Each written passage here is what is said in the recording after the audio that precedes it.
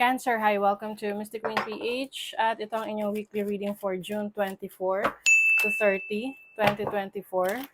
If you are interested in private readings, meron tayong link sa description at sa pinned comment. Paka-check nyo na lang kung gusto nyong mag-book for a reading.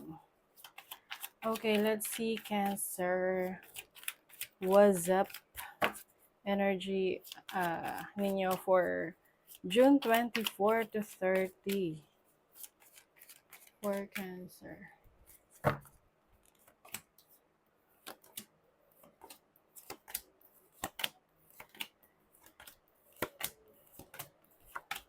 Okay, bottom of the deck is the Ace of Swords.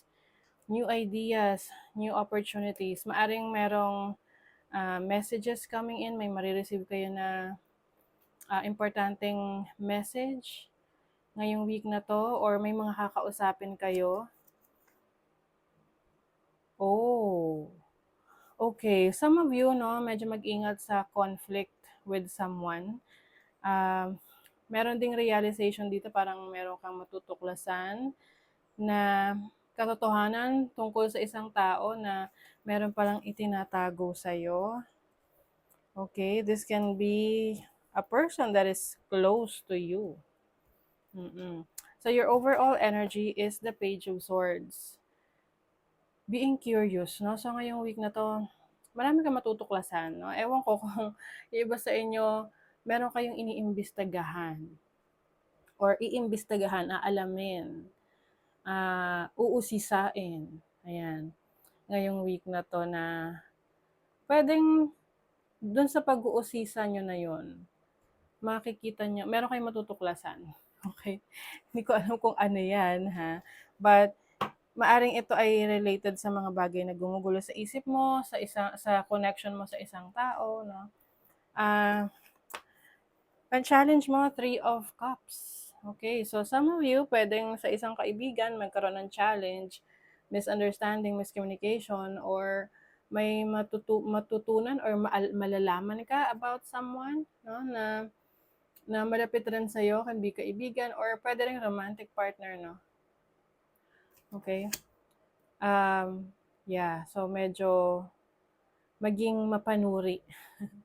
So your opportunity is the Strength card, which is pagkakaroon ng lakas ng loob na harapin yung mga challenges mo this week. Kumbaga, meron mang mga bagay na matutuklasan ka, malakas yung loob mo na i-absorb yun or intindihin yun or i-try mo na kalmahin yung sarili mo. No? So your blessing is the Devil card.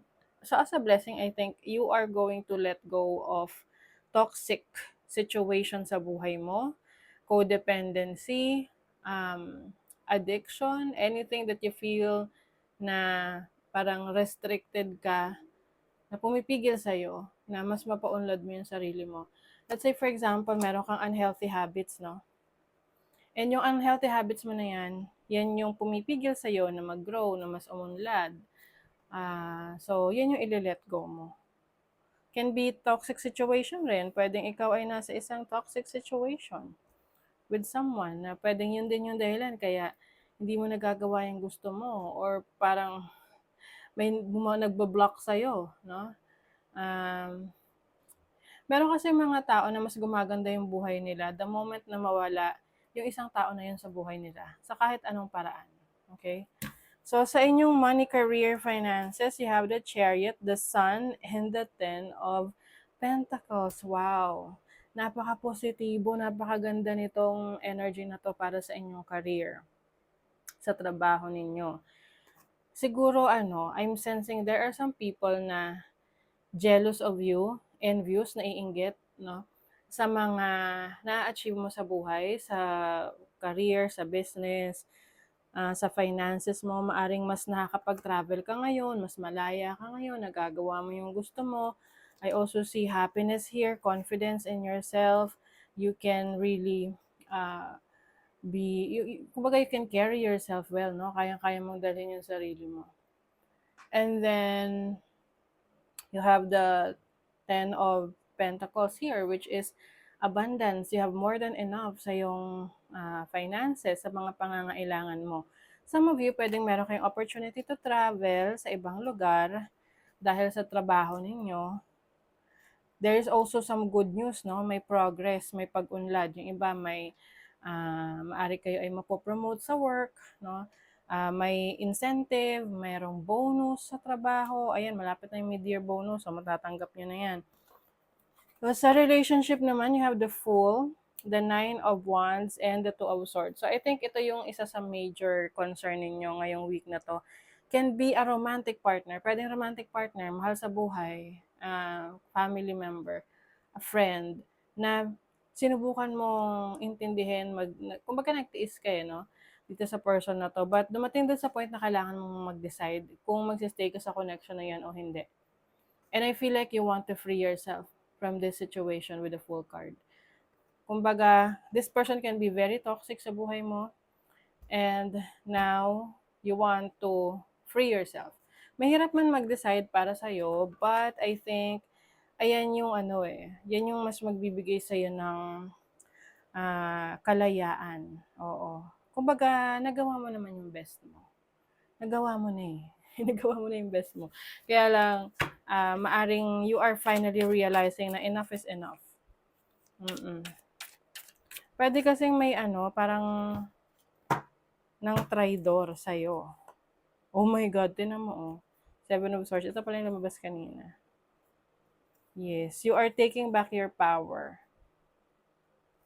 Some of you are cutting off connection sa isang tao na you feel like hindi na niya dinideserve ang tiwala mo sa kanya. Let's see, ano pa. For Cancer. Do not back down from opposition. Show strength and fortitude. O, ayun na nga. Yung iba sa inyo, pinagtutulungan pa eh, no? Pero, palaban kayo. Kaya nga kayo ay malakas. Yung iba sa inyo, meron kayong energy ng Leo, no? Kasi dalawa yung cards ng Leo rito. Strength and the Sun. Meron ding energy ng Capricorn. So, pwedeng ikaw to or the person that you're dealing with. Someone is extremely stubborn and unwilling to change. So, pwedeng tao sa buhay mo yan, no? Matigas ang ulo, ayaw magbago. So, pwedeng ikaw yung napagod na sa taong to. Ayaw mo magbago, okay, sige, bala ka dyan. Ganon. Iwanan mo na. Guaranteed success for you, Cancer. Wow. Awesome. Meron daw success. I think itong guaranteed success na to, sa career to, sa finances, sa business mo. Ayan, no? Napakaliwanag ng success. A two-faced friend, oh my God, oh, Cancer. Meron kang kaibigan na doble cara. Ito yung tipong mabait pagkaharap mo, pero pag nakatalikod ka, sinisiraan ka sa iba, pwedeng ito yung taong naiinggit sa'yo, or ito yung matutuklasan mo na hindi pala totoo or hindi pala siya genuine sa'yo. Waiting for news, package, or letter. So, meron kang hinihintay na package, letter, or balita. Yeah, I think this week, darating na yan. Yung hinihintay mong balita. Seek out information that will help you. So, yung iba sa inyo, maaring kayo ay magre-research sa mga bagay na interesado ka. Pwedeng sa trabaho, may mga aalamin ka, kung may training ka, kung meron ka pang gustong i-improve sa sarili mo, or subukan na business, or meron kang parang mag-iimbestiga ka pa sa nalalaman mo ngayon kasi gusto mo malaman ang katotohanan. Yes. Ang katotohanan ng person na yan. Let's see what else for Cancer. You have the 4th house, Neptune and Gemini in the 4th house. I feel like you are going to be more creative, no? In your communication skills. Maaring merong opportunity for you to work from home, 'di ba? Or to create anything na artistic na nasa bahay ka lang.